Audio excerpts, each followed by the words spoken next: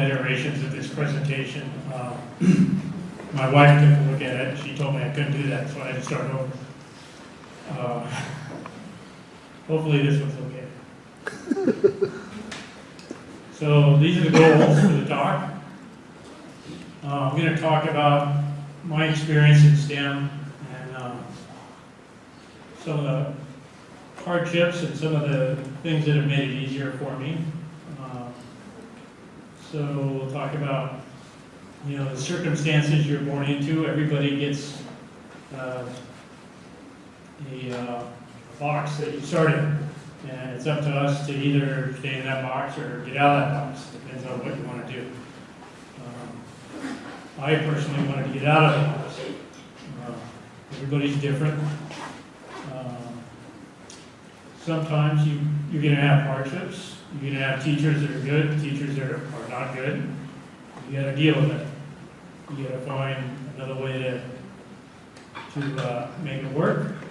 When you have those bumps in the road, I had a professor at San Francisco State who was teaching structural geology. I'm a geologist, and I don't know that he ever had structural geology, but he was teaching it. So one of the things that schools have to do is they have to fill classes with the staff they have. So he was teaching a class, and I don't know that he clearly was not prepared to teach. So that was a struggle, and you get that. You got to deal with it. Failing, I'm sure everybody's probably heard this a lot. I failed a lot. I think failing a lot has helped me in my life. I do it quite well. One of the things that I've a lot of experience with. Non-traditional path may be the best path. Well, I've gone taken a route that most people haven't. It's okay being different. And if nothing else, you guys have met your STEM requirements for the week. All right, hopefully you'll get something out of it besides that. Okay, so these are the cards I was dealt. I grew up in Wyoming, although I was born at Stanford Hospital. My parents were very young when they had to get married. So they didn't really know how to raise kids. 6th grade was the first year of school for me where I didn't move during the school year. So constantly changing friends, changing schools, on the road a lot. It was a challenge, but it worked out okay. I think it made me it probably helped make who I am. I have an older sister who super smart. She was valedictorian of her high school. She won a scholarship from Teamsters to go to any college she wanted to in the U.S. or wherever she wanted to. Full ride, room and board. So that was one of the things I was competing with. When you're growing up, you've got siblings, and you're always comparing yourself to your siblings. I was number 2, and there was no way I was ever going to outdo my sister. So I took the alternate route of my sister, and so we'll talk about that. So I have 3 sisters. Amongst the 6 of us, my parents and my sisters, there was 13 marriages. My father married the same woman twice. So I don't know who was the bad one and that one, but they both made the same mistake twice, apparently. So there was violence, alcoholism, poverty.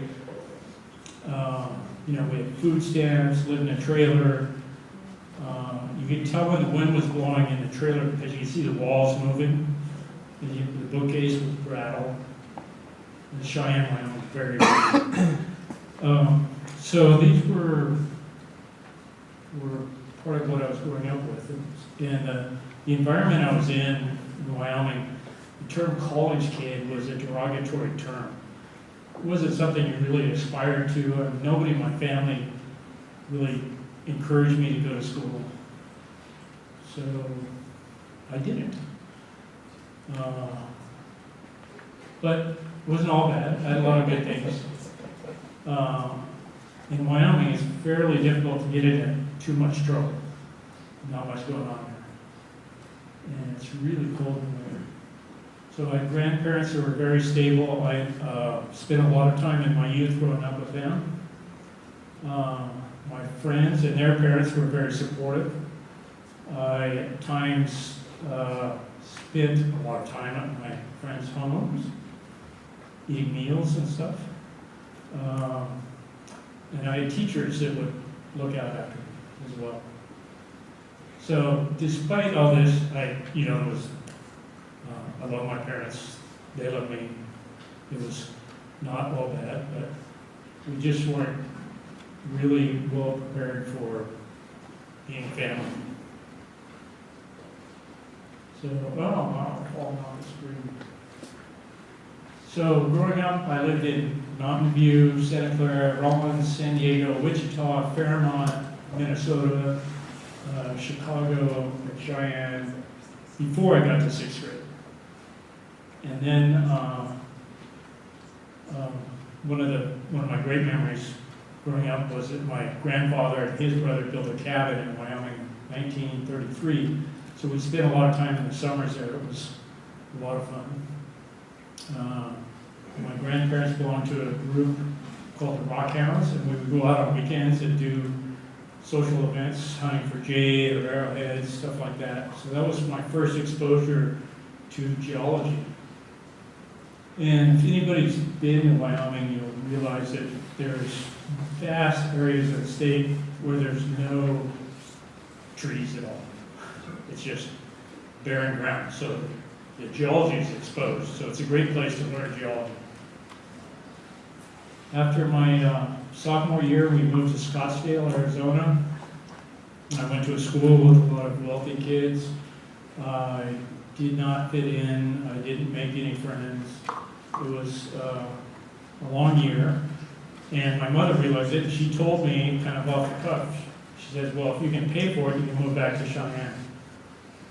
So I ended up getting a job with an engineering firm in Wyoming that was owned by a relative of mine.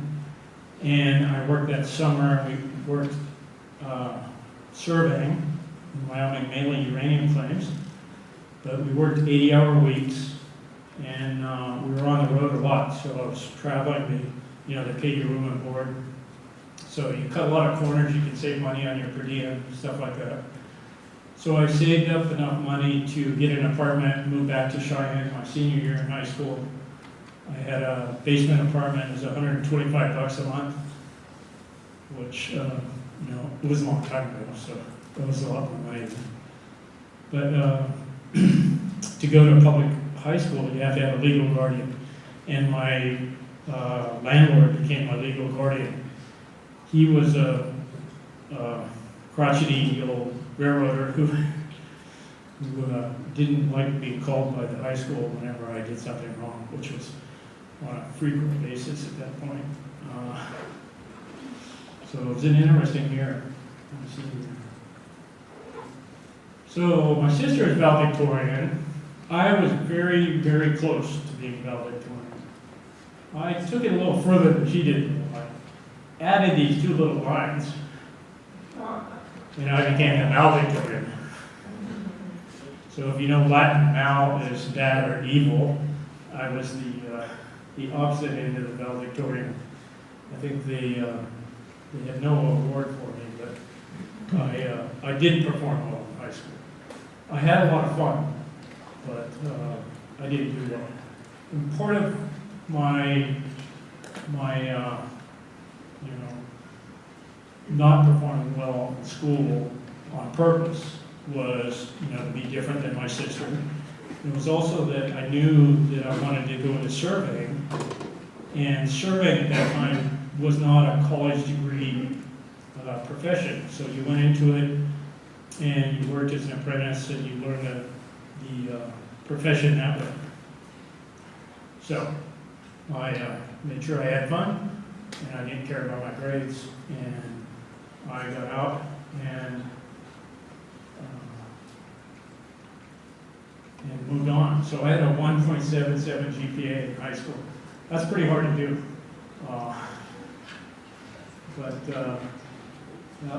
That's where I was. My favorite school, or my favorite class in school was PE. I played sports in high school, and ended up getting kicked out of the PE class during the school year because I was playing frisbee in the hallway. And PE instructor wasn't happy with that. So it kind of summed up how well I approached school at that time. So then I found out my summer job was just that. There was no winter option, so survey work in Wyoming is all field work in the summer, and then in the wintertime they do all the office work. So I found out about a tech school in Albuquerque that teaches survey. They have a 2-year program for survey and mapping, so I went down there. I did the program, and then I was hired by a firm in Jeffrey City, Wyoming, to work as an underground surveyor in uranium. So Jeffrey City, Wyoming, most of my friends in Cheyenne, Wyoming, which is down here. Cheyenne is about 100 miles north of Denver. Those friends haven't heard of Jeffrey City, Wyoming. So Jeffrey City, Wyoming's a square state. Jeffrey City's almost in the center of the state, but there's nothing there. I mean, it's in the middle of nowhere. So I had a good job. I was working there. There was 4 surveyors. I worked in a large underground mine on Green Mountain, which is just to the south of Jeffrey City. And each surveyor had an assistant, so there was 8 of us in our department. In the 9 months I was there, one of the surveyors had a slab fall on her and it broke her back and tore her spinal cord, so she's paralyzed. Another surveyor had his fingers cut off in the elevator in an accident where they rang the bell and the elevator moved before the bar room doors were closed properly. And then there was other accidents as well. So I decided I needed to find a different career and got out of Jeffrey City. And I left, so Jeffrey City was a company called Western Nuclear, and I got a job after that at a company called Western Geophysical. They're a seismic exploration company. And I'd had Spanish classes through high school. So they said, okay, we'll put you in our Latin American division. And, I thought I was pretty good at Spanish because I had it through middle school and high school. And it was one of the classes I actually attended. So I got there, and the first country they sent me to was Haiti, where they speak French and Creole. So my Spanish didn't help much there. But a lot of the Haitians speak Spanish, so it was a shock to the system because I moved from Jeffrey City, Wyoming, which is the middle of nowhere. A lot of people in Wyoming don't know about it, to Port-au-Prince, Haiti, which was the first African independent country in the world. So it was culturally a shock, and it was the best thing I ever could have done for myself because when you leave the U.S., you learn a lot about the U.S. because you see the point of view of our country that you don't see when you're in our country.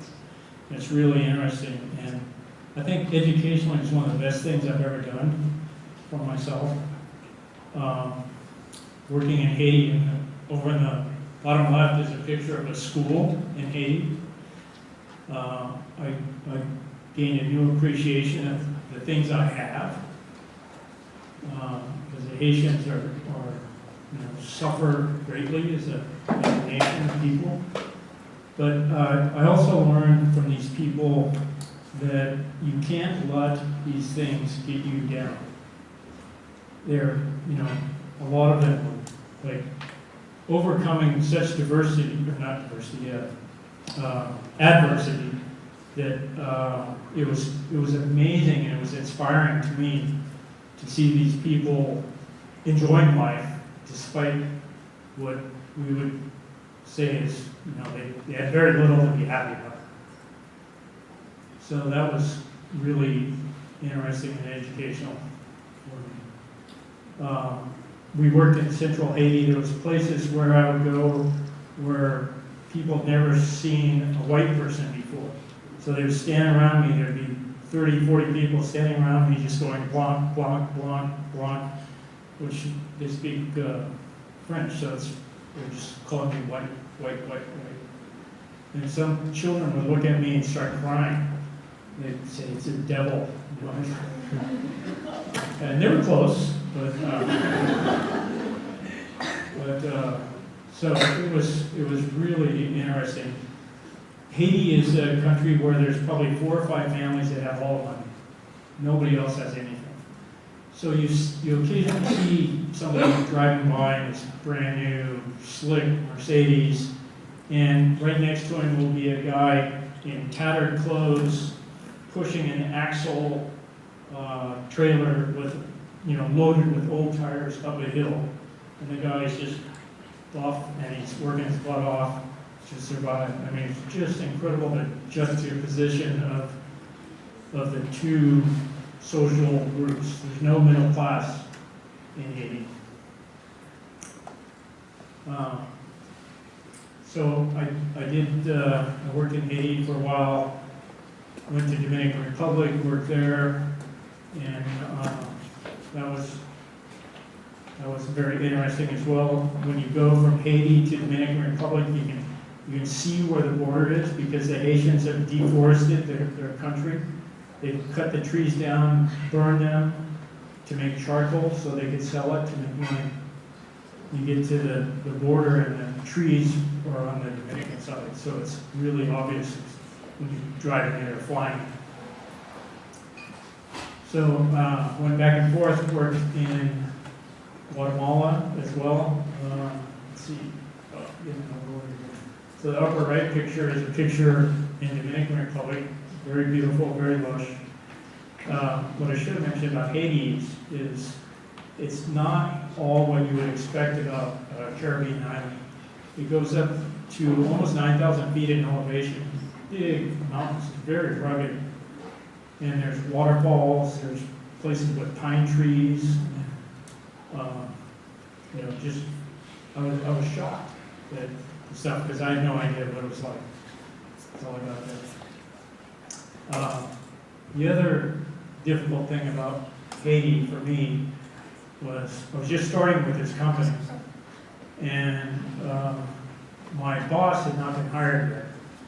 So I had to work about a month before they finally hired my boss. And this was a guy that was hired over the telephone, and several of the employees had recommended him because he had trained them. So when he landed in Haiti, I went to the airport to pick him up, and he got off the plane, and he was drunk, and I thought, well, this guy would fit right in. And he was with the company for a month. He was drunk the entire time he was there. He had just gotten out of prison for manslaughter, vehicular manslaughter. He ran over somebody. He was my boss. I had to share a room with him. He would tell me he's going to kill me. I mean, it was very interesting time. So there were some hurdles to get over.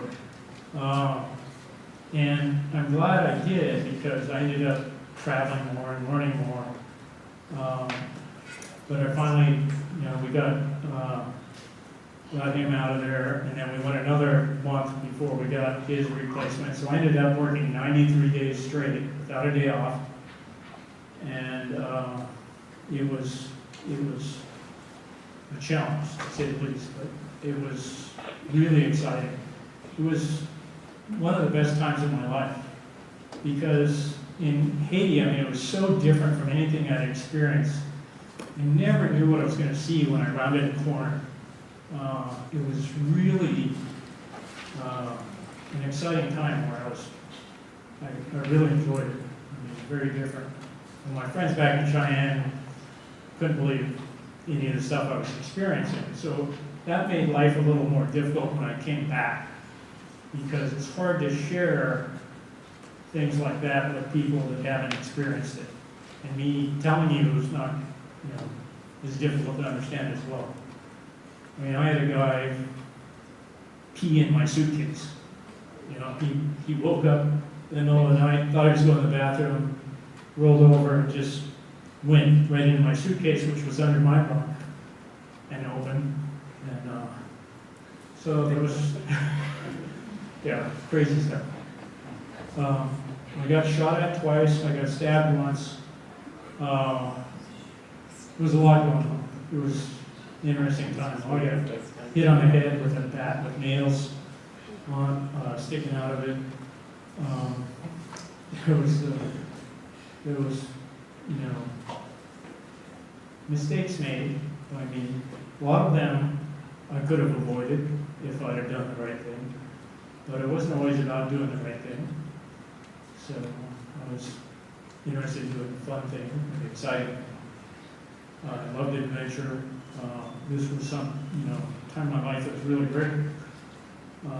So I got to go to Tikal. We worked in the Tin rainforest in Guatemala, right next to Tikal, which is a large Mayan ruin. We had helicopters on that crew because it was a portable crew.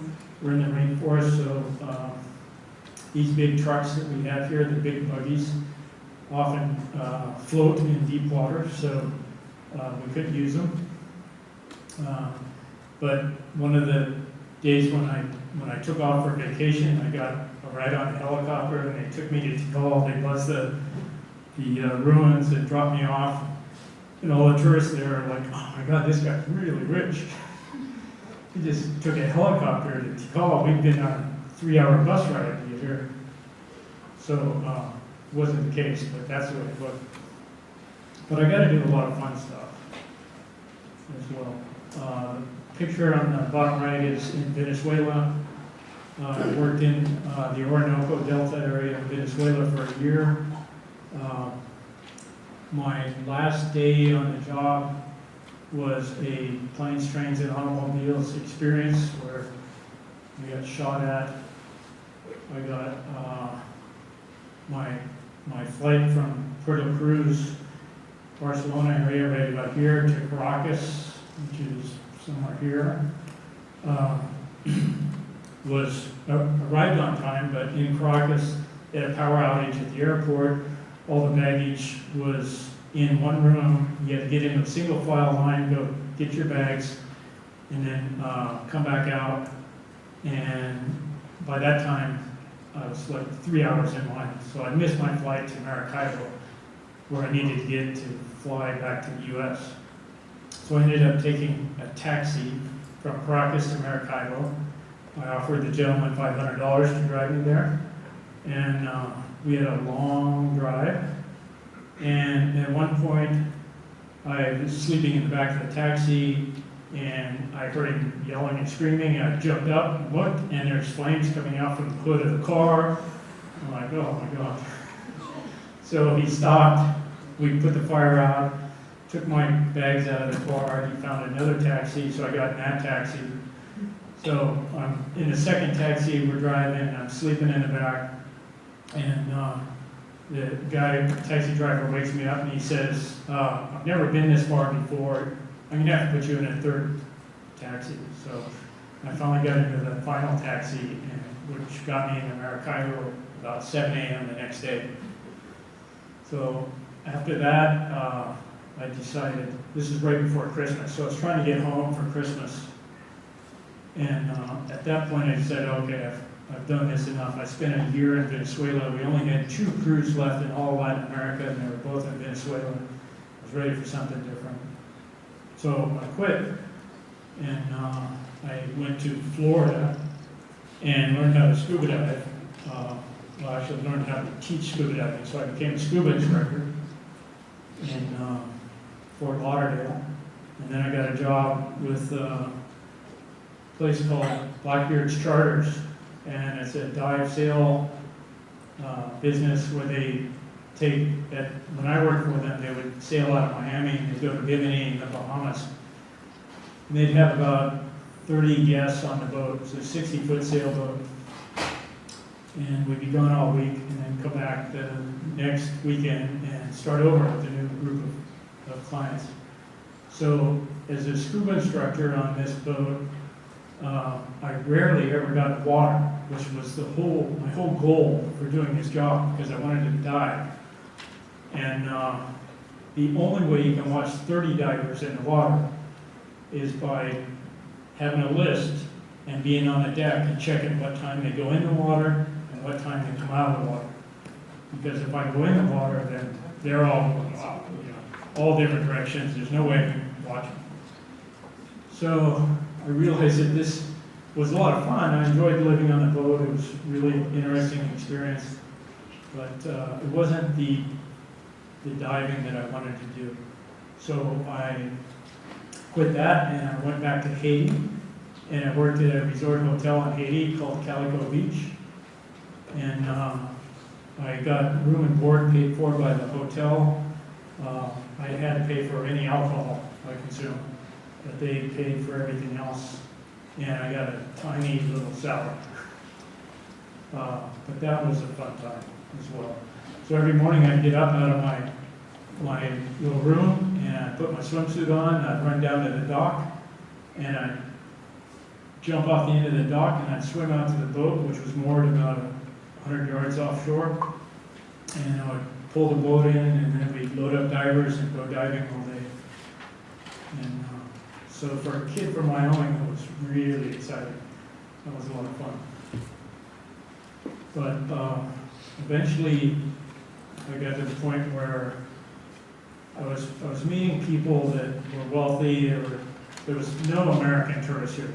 Americans don't go to Haiti for fun. Europeans go there for vacation. So I was meeting a lot of Europeans that, I thought, well, these people aren't necessarily smarter than I am. There's no reason why I can't be successful in school. So I started changing my tune about going to school.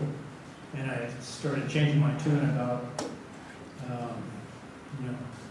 stopping myself from being successful, which I had done up to that point. So I moved to San Francisco, and I applied to San Francisco State and Cal. I took a semester of classes, and I got accepted at both schools, but I ended up going to State, and this was for geology. Now, there were reasons why State was a better choice for me, and I don't know that I knew it at the time I made the decision, but when I made the decision, I lived close to State, for one thing, so it was going to be very easy for me to go there. The other thing was I met some of the professors at State, and one of them actually became kind of a father figure for me, and that's Dr. Galehouse there. So he kind of took me under his wing. I ended up co-authoring a couple of papers as an undergrad. I got an RA position my second semester in school, and my third semester in school I got a position part-time working for the U.S. Geological Survey. So State was a really good choice for me. If I'd have gone to Cal, where they have a graduate program, I would have been, way down the pecking order for all those opportunities. So you need to think about these things when you're picking your schools and where you want to go. I'm not trying to suggest to do what I did, but there's a lot involved in picking the right school. And the right school is not always the best school. So you got to find out where you fit. How old were you when you went to school? Like, how much time was there? About 5 years, 5 to 6 years. So I was early 20s, 23 I think, when I started school. So that was another thing that was a little difficult. Starting school when you're older, a lot of the students are joining frats and sororities. I was, I think, a senior when I learned the difference. So I was definitely different from everybody. And one thing I found is that veterans often feel the same way when they come back from war. They're changed. They're not the person they were when they went to war. So they experience something similar. So it wasn't good or bad, but I was different. And I think in some ways that benefited me. So I worked at the USGS, and at the USGS we did fault zone deformation studies on the San Andreas Fault. The picture on the left is a picture of a surveying instrument where we would put it in a tent. It was a very accurate instrument. We would measure arrays going across the fault zone. So we'd be able to measure the deformation of those points as we go across the fault zone. The picture on the right is a picture of a creep meter vault. And inside that vault is an instrument that's has an in-wire wire going over a rocker arm and then through a pipe across the fault to an anchor on the other side. That wire is held taut by a weight, and then there's a potentiometer that the wire passes through. And as the two piers move apart or closer to each other, the potentiometer changes, and you can measure real-time fault motion on the fault. So it was a really cool instrument, and appropriately, I worked in the creep lab at USGS. There was a lot of people wishing that they worked in that lab. So it was a personality thing, I guess. So that was a really good job. After I finished grad school at Wyoming, I got a job with UNAPCO. It's University NAVSTAR Consortium. They're a National Science Foundation facility, and what they do is they support colleges that belong to the consortium that pitch in money to have GPS receivers and training and support. So what I did is I was a geodetic engineer for UNAPCO, and I would go out on NSF-funded research projects around the world, and I would support the scientist, the principal investigator, in his research. I would train him and his students or staff how to collect the data and how to have a successful mission. So I was kind of a bird dog for NSF to ensure that the grant money that they'd given to the scientists was being well spent and that they were successful in what they were trying to do. So at UNAPCO, I got to go to a lot of really exciting places. I spent a lot of time in Peru, Ecuador, Colombia, Mexico. I went to Montserrat in the Caribbean, which is an island that is mainly a volcano. And this was in October 1995. The volcano started erupting again. They wanted to send GPS down there as part of the research that was being used to predict the eruption of the volcano.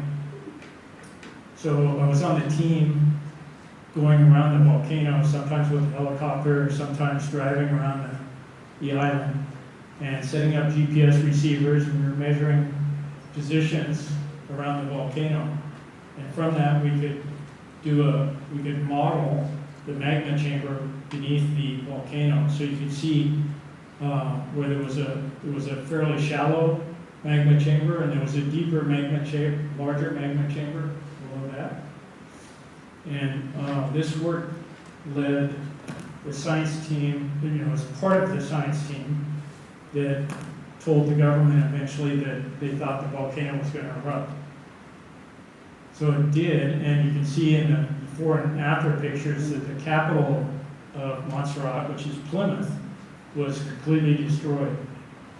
So you can see in the left picture, the tower is like 3-4 stories high, and over in the picture on the right, it's maybe 10 feet sticking out of the lava flow.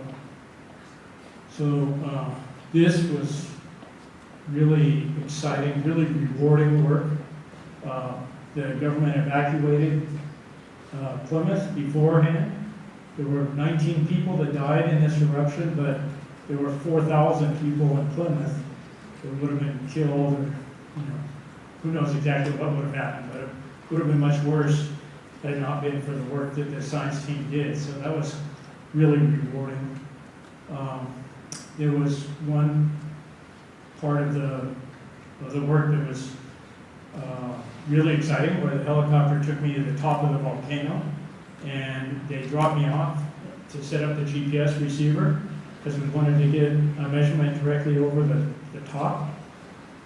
And so while they took off and were hovering at a safe distance, I had set up the receiver, and everything around me, and so this was called the Emerald Island. It was very lush. Everything around me was covered in ash and dead, and all that was sticking up were the trunks of the trees and branches, and there was steam rising up from the ash, and just ash everywhere, because the grasses below were being burned, so you could see the steam rising up. So it was probably not the smartest thing to do, but it was very valuable for our work. So we got in and out very quickly. We got the data. It worked out.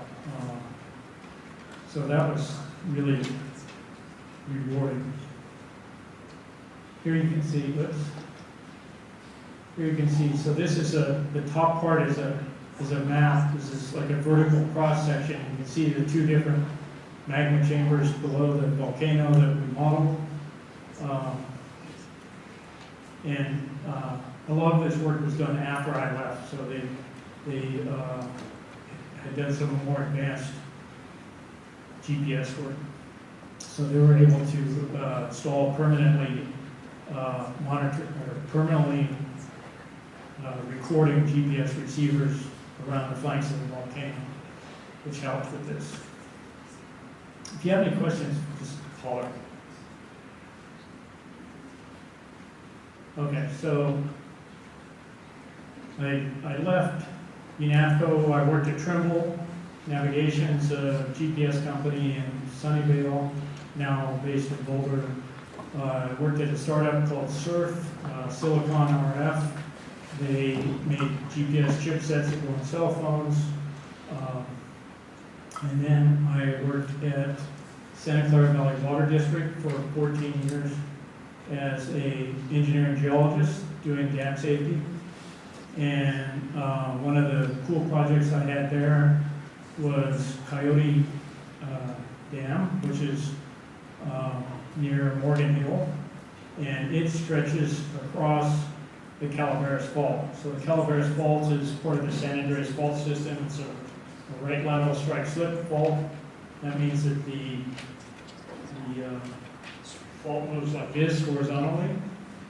So as you stand on one side of the fault and look across, the side across the fault from you moves to your right. It's a right lateral strike slip. So that's how almost all the faults in the Bay Area work. So we had a project there where we're trying to do seismic. Oh yeah. You said there was a fault, like where the dam was? Under the dam. So the dam axis goes like this, and the fault crosses it almost perpendicular. And then almost all the dams in California, at least in this area of California, are earthen dams. And that's because concrete dams are too brittle to work in an active tectonic environment like we're at here. It's really hard to find land here that's not been ripped apart. It's not been faulted or folded or something. So there you can see the dam. It's got large boulders on both upstream and downstream faces of the dam. You can see there's a pickup right there for scale.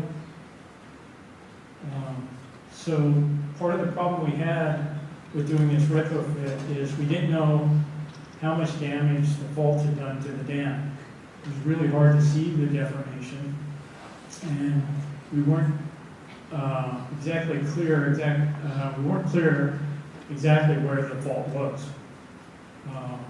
Partly because of these large boulders on the face, it makes it really hard to tell where the dam's changed shape.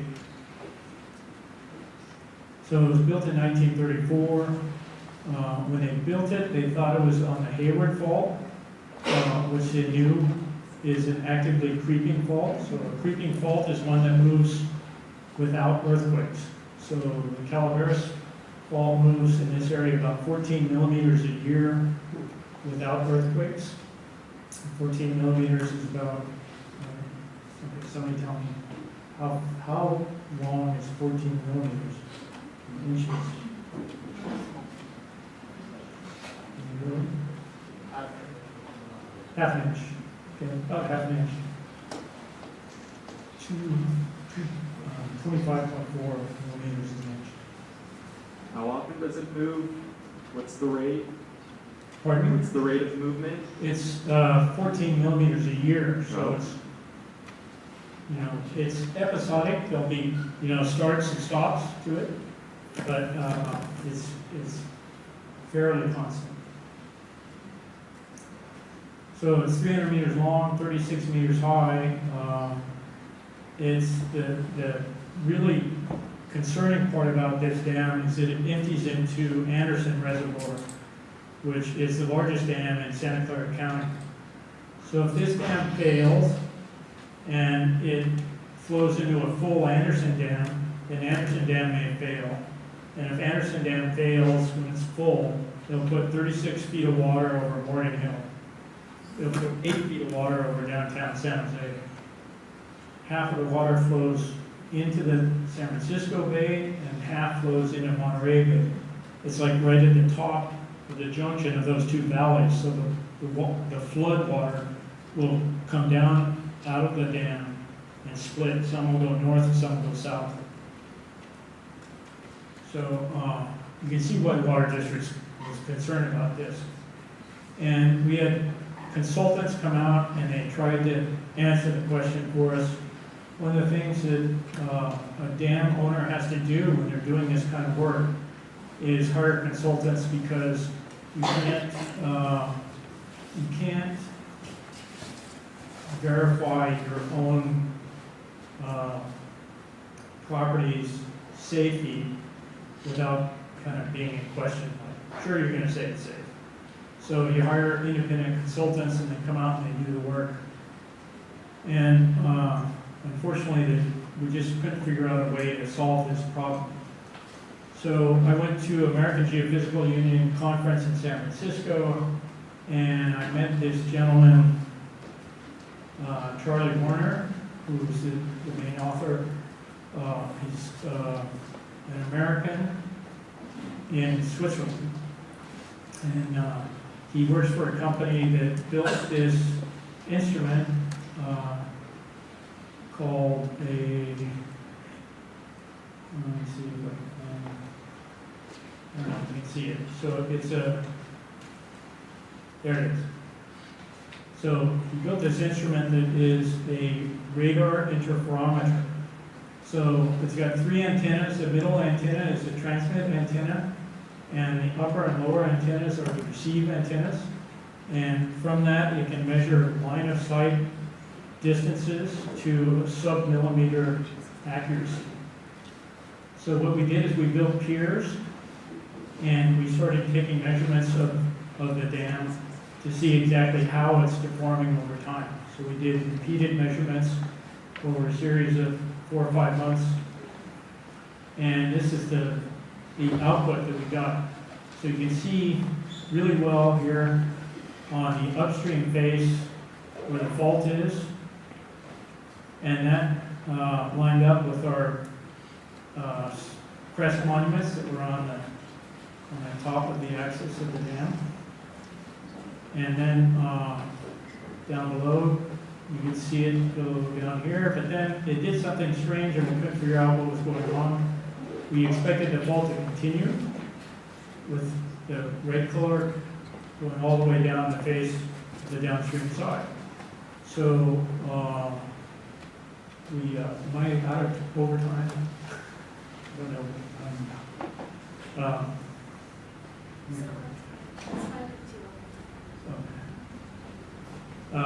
So we had to do a second phase, and we installed some reflectors to improve our accuracy. We set up a MET unit to record temperature, pressure, and humidity, which would help with the processing of the data. And we ended up with a map of the downstream phase using our data, and we included some satellite-based INSAR data for the vertical. So we ended up with a three-dimensional deformation map of the downstream phase. So this whole area is all those huge boulders. So we very accurately were able to tell how the fault was deforming. And this was the first time that ground-based radar had ever been used on an active tectonic fault in the world. So we had a lot of notoriety for it, and we kind of solved the problem, but it raised other questions. As you can see from the motion, as you get over on the, this is the west side over here, things start curving around this knob. So it looks like there's a silica carbonate knob right here that may be trapped in the fault zone and rotating. So as the fault moves, there's that hard rock right in the middle of the fault. It looks like it's getting rotated around. But it's going the opposite direction it's supposed to. So we ended up solving some things and raising other questions. One of the things that happens in science. So now, I work for a startup that uses artificial intelligence and machine learning software to mitigate natural disaster impact. So our goal is to build a more resilient world. We can't stop natural disasters, but we can mitigate the impact of those natural disasters. So the vision is planetary scale resilience, where everyone lives in a safer, equitable, and sustainable world. This is the kind of data that USGS produces. It shows shaking. This is the Napa earthquake. And from this you can see it's fairly difficult to gain information that's actionable, that you can do things with.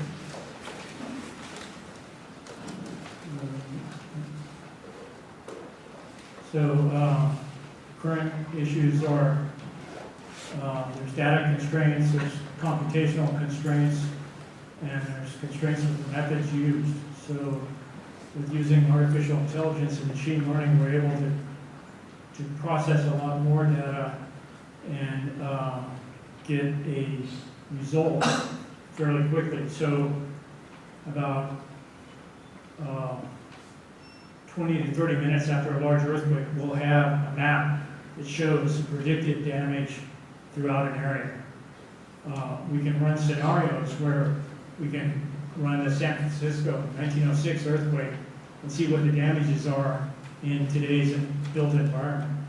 So emergency managers and city planners can work to mitigate the effects of the disaster when it does come. So here you can see the kind of granularity that we get of our map. So we go down to what's called the census block. A census block is an area that varies, but it's what they use to capture all the demographics of people. And our model takes into account everything from recent rainfall, geologic mapping in the area, to when the structure was built, how it was built, what it's built of, was it ever retrofitted, There's over 140 different characteristics that we look at for each building to determine whether it's suffered damage or not in the event. So we're a multi-hazard platform. We not only do earthquakes, but we do fires and floods as well. And hopefully this platform will enable emergency managers to mitigate the effects of these disasters. They'll be able to prepare for the disasters by running scenarios of the events and see, if we run 100 earthquakes located on different faults around the area, where are the zones in our district that are repeatedly impacted? So where are our problem sites? So then we can look at policy changes in our town and see how those policy changes reduce the impact of this event. And then from that, you can see the benefit to society as far as taxes and stuff, because when you reduce that impact, you remove that huge financial hanger that kills you after the event. So these events are, multi-billion-dollar events. So let's see what we got. So don't let circumstances dictate who you are. You control your destiny. There's tough times. Everybody gets them. You got to persevere through it. You'll be happy you did. There's times, multiple times, I was in a position or job where I said, "This sucks. I want out of here." And I just, hung with it a little longer. Things change, and it worked out really well. I'm not saying to do this, but everybody follows their own path. So fail forward. Every time I failed, I moved on and I learned from that. So failing is a huge benefit to advancing yourself. Non-traditional path may be a good path. I explain that. It's okay to be different. Diversity is a huge benefit to any kind of a team that's trying to solve a problem, because you have diverse people in that group coming from different backgrounds. Everybody has a different way of looking at it. You will come up with a much broader range of solutions that could solve your problem. And if nothing else, you got your STEM requirement met by being here. So thank you.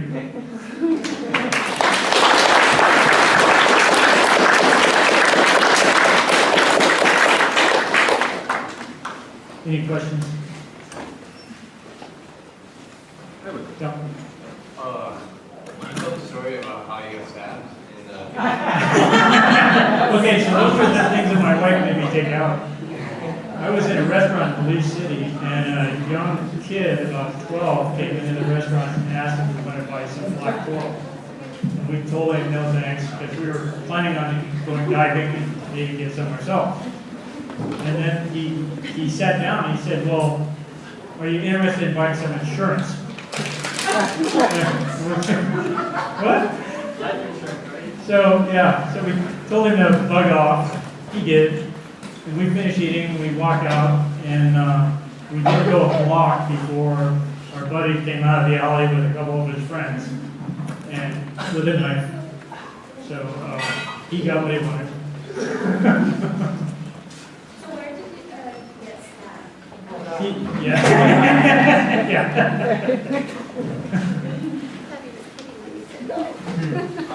All right, well, something just happened to shoot.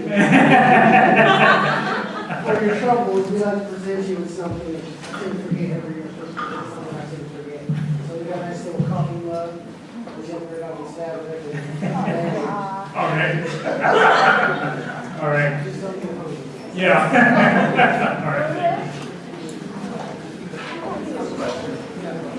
Thank you. So it sounds like you guys were doing particular movements of the dam, like things you would do to maintenance from. Okay, so on that, it was an overview of just